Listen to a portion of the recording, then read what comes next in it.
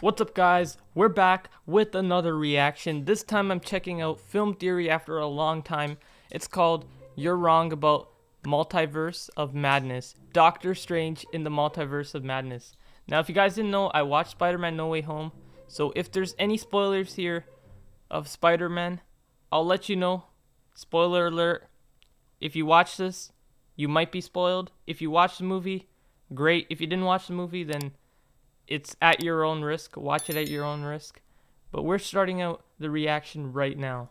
Can I just say, I know the Marvel end credit scenes were always just glorified promotions for upcoming movies, but when Spider-Man No Way Home ends with nothing but a trailer for Multiverse of Madness, man, I gotta say, that one just felt a bit too salesy. Like, I waited the whole time through the credits needing to pee like a racehorse because I had drank an extra large Diet Coke. If I talk about the Spider-Man No Way Home movie, ad break at the end of a YouTube don't be mad at video, me. I'm telling you now, I might spoil it. Because it gives us more to talk about than this. Hi, I'm Captain America, here to talk to you about one of the most valuable traits a soldier or student can have.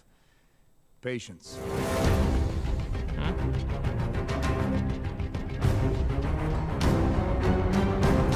Okay. Hello, Internet. Welcome to Film Theory, the show reminding you that the greatest threat to our universe is you. Not smashing that subscribe button. I thought it was Thanos. So, Doctor Strange in the Multiverse of Madness, huh? No sooner did Stephen Strange make all the Peter Parker-related problems go forgetty-bye with plot magic than apparently the whole multiverse gets broke to heck, and this time Strange has got himself Mordo problems, witch problems, and even more octopus problems. Plus, a brand new variant of himself showing up to cause him problems. Maybe? This sequel has had one of the most troubled developments of any Phase 4 Marvel Cinematic Universe movie. It was one of the first ones announced. It was one of the earliest to be delayed because of the pandemic. The original writer-director team left during pre-production, so Sam Raimi took over. There have apparently been multiple significant rewrites and Sam reshoots Raimi taking makes place another during the various Spider-Man movie, we already know it's and going to be a hit. Even more unusual, no one really knows what's happening with the film itself. Even extremely basic elements like which actors are appearing in it, what's it basically about, have been on a lockdown so harsh that you'd think the literal TVA were involved. But now, armed with a teaser, I think there's enough in there that Team Theorists can predict what's gonna happen in this thing prior to its release in May. Our track record for calling Marvel stuff as of late has been pretty solid, so can we keep our streak going? Ladies and gentlemen, strap in because you're about to learn just how mad the multiverse can get. Let's just start with a top-line overview of what this trailer gives us. Doctor Strange knows about something that's caused havoc in the multiverse. It looks like Mordo, who, in case you forgot, took off to go wizard hunting at the end of the first Doctor Strange movie, Mordo's is back evil, to call him bro. out on it. Something unleashes a giant octopus monster that, according to a Lego what about toy leak, Dormammu? is meant to be the villain Gargantos, and all of it leads Strange to seek out the help from the Scarlet Witch before,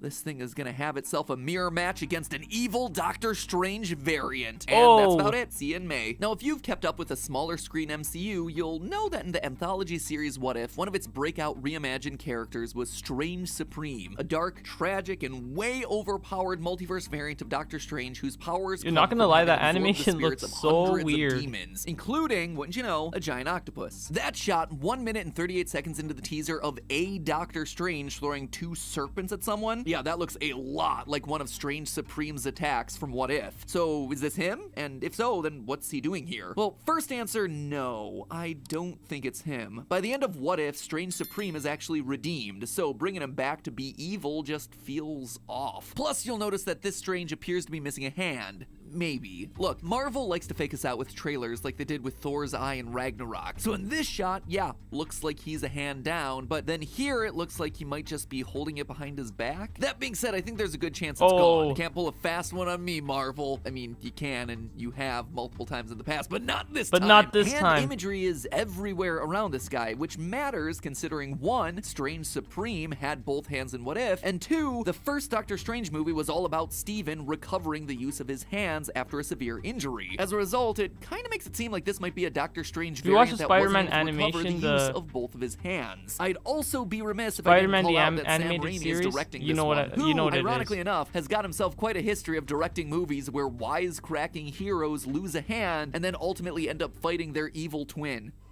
Groovy. Are you me? I'm bad, Ash. And you're good, Ash. You're goody little two-shoes. Oh!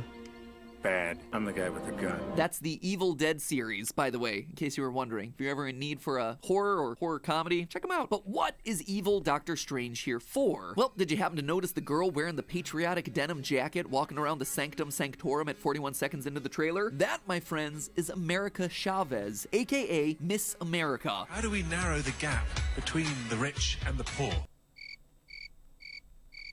And she is complicated. An adventurous teenager raised by her two moms in a women-only superhuman pocket dimension. She's got superhuman strength, the power of flight, and relevant to our interests today, the power to open portals and jump across the multiverse at will. Not just any portals either. Portals in the Marvel shape of a version star, of Wonder just Woman. like we see right here in the trailer. As you can imagine, powers like this make her a frequent target for bad guys in the comics. So it would make sense that Mordo, or someone else, would be after that kind of power in this new movie, especially since she's young and, as a result, not likely to have mastered her skills yet. Enter Doctor Strange as her mentor and protector. Yeah, okay, I get it. I hear ya. Where am I getting that America Chavez is in trouble or that Strange is gonna be helping her? She doesn't get named or say anything in the trailer. She doesn't even get name dropped in international plot summaries of the movie. And yep, you got us. That part is us taking a swing strictly based on context clues that you see in the trailer. She's a younger character in a movie otherwise full of grown-ups. We see her walking cautiously or jumping out of harm's way. Strange seems to be positioning himself in front of her or between her and danger in shots where they're together, and you know, protecting a wayward child from another world is kind of a standard superhero thing to do. Plus, given that this is technically also a sequel to Spider-Man No Way Home now, it's easy to picture Strange feeling the need for some personal redemption involving teenagers okay, so in Spider-Man might be in there. Multiverse. So Doctor Strange is protecting America Chavez from a dark version of himself. Maybe, but I don't think that's quite the full case. Enter Wanda. Now, since the beginning, many people, including us, have predicted that she'll be some sort of villain in this movie. WandaVision ended with her on a big emotional downswing. Where are my children? Her kids and her husband are ripped away from her, so she ends the series looking through a book of dark magic to find a way back to them. She also learns, during the movie's final battle, that she's now stronger than the Sorcerer Supreme. No one taught me magic. Your power exceeds that of the Sorcerer Supreme. It's your destiny to destroy the world. Which, you know, is just them basically telegraphing a battle between her and Strange. It would parallel her narrative arc from the House of M comics. The movie secretly spells out the word mom. I mean, there is a lot here that we've actually gone more in depth about in the previous episode. But now, in this new trailer, we have some more clues. We see Wanda casting magic and this little detail. See her fingertips? They're black. Just like Agatha Harkness in the ending battle of WandaVision. You see, when Agatha casts evil Darkhold magic, her fingers get more and more black. But Wanda's fingers in that same battle remain the same, meaning that here in Doctor Strange 2, where her fingers are now black, Wanda is tapping into that same evil magic that Agatha was using. And now that we know that this new movie features a girl who can rip portals through the multiverse, it seems like a desirable skill for a grieving mother that's looking to locate her kids that are lost somewhere in an alternate universe. So Wanda is looking to exploit the powers of Miss America to find her kids, with Doctor Strange trying to hold her back, prompting the inevitable wizard battle between the two. That's probably why we never see all three of them on screen at the same time. But for as confident as I am in this prediction, there's one potential wrinkle: world events. Remember, this sequel is coming out 6 years after the original Doctor Strange, and in the downtime, it's not only changed its entire writing and directing teams a few times over, the order of where it's meant to fall in the Phase 4 MCU sequence has also changed. But the biggest changes of all in this time have come from society, when in 2017, the Me Too movement rocked entertainment and politics and got people to seriously evaluate the way women in modern media are being portrayed, including, I would expect, in the MCU. You might remember that a lot of people, including us, were sure that Doctor Strange was going to show up at the end of WandaVision to tease Multiverse of Madness, and even though he ultimately didn't, it turns out that at one point in time, we were right. In an interview about the series with Rolling Stone, Kevin Feige himself revealed that the crossover was cut to avoid diminishing the strong female character. Quote, Marvel struck a deal with Benedict Cumberbatch to appear in the final episode of the show as Doctor Strange, but late in the process, they wrote him out. It would have taken away from Wanda, which is what we didn't want to do. Here's the white guy, let me show you how power works. Which in turn also meant that Doctor Strange 2 had to be rewritten as well. As you might imagine, in a post-Me Too world, the usual Wanda House of M story of a young, powerful mother going crazy and ripping reality apart looking for her kids rides a questionable line PR-wise, especially considering how Twitter's always looking for the next thing to rage tweet about. And looking to the end of WandaVision, Wanda as a young woman with multiverse-breaking powers that she's not fully in control of yet no longer makes sense with the more more self-reliant, empowered way her character's defined. In that scenario then, it would make a lot of sense for rewrites to make the endangered, powerful person be a younger character with multiverse-specific powers, America Chavez, thereby leaving Wanda as well, honestly, as anything. Maybe she's helping them, maybe she's still the cause of whatever America seems to be endangered by, or maybe she's both because, again, it's a multiverse. But there's still one other thing that we need to discuss, and that's leaks. If you follow Marvel news, you've probably heard tons of absolutely wild stuff flying around about this movie. Introductions of other supernatural Marvel mainstays like Moon Knight, Blade, and Ghost Rider, Quicksilver coming back for real this time, rumors that Patrick Stewart and Hugh Jackman have gone back and forth on whether or not their respective mutant characters would somehow cameo here, even stuff that's truly outlandish like a variant Iron Man played by Tom Cruise, who, fun fact, almost had that role in a different project from a few years before Robert Downey Jr. That would be weird, in fact, man. as recently I can't as imagine November, anyone Multiverse other of than Madness Tony underwent Stark being another Iron Man. significant round of major reshoots. The assumption is that this is to add more cameos and crossovers for legacy nostalgia characters, people who changed their minds after seeing the massively positive reactions to Spider-Man No Way Home's hype machine. Now, sure, half of this stuff sounds like goofy fan fiction, but here's the thing, all of it fits with one group in the comics, the Illuminati.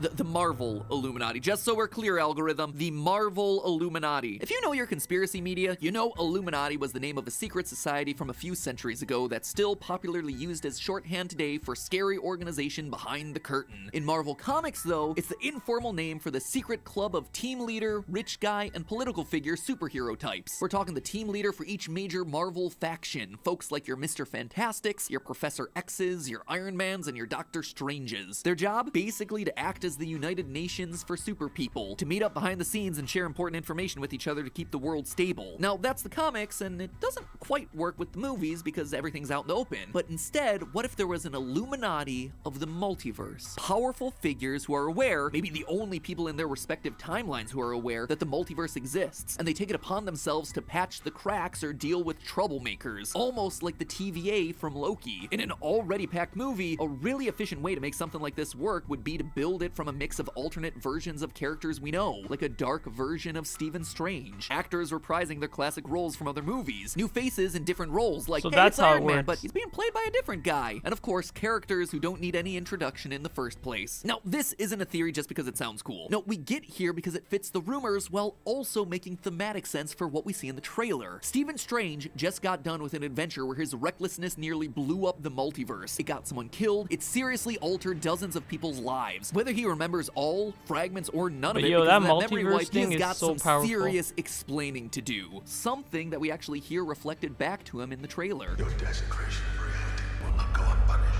So, in a hypothetical scenario where Doctor Strange is dealing with a teenage girl who can portal between universes, a Scarlet Witch who wants to rip universes apart to get her family back, and a multiverse Illuminati who thinks all of this is too dangerous and needs to be eliminated, sounds like suddenly we have Steven able to apply the lessons that he learned from Spider-Man. He gets a do-over of sorts, all with a boatload of cameos and callbacks while setting up a compelling, extremely human, and morally complex storyline to ground the action in. And all of that from just waiting past the credits. Hold on, I could've just watched it on YouTube? Darn it! Anyway, it's all just a theory. A film theory. And cut. Alright, that looks like the end of it. Film theory, you're wrong about Multiverse of Madness. That was actually a nice one. I'm really excited for the Doctor Strange movie that's coming out like later this year. Or I'm not even sure when it's coming out. But do let me know about that. And don't forget to like the video, comment down below, subscribe, and I'll see you guys next time. Peace.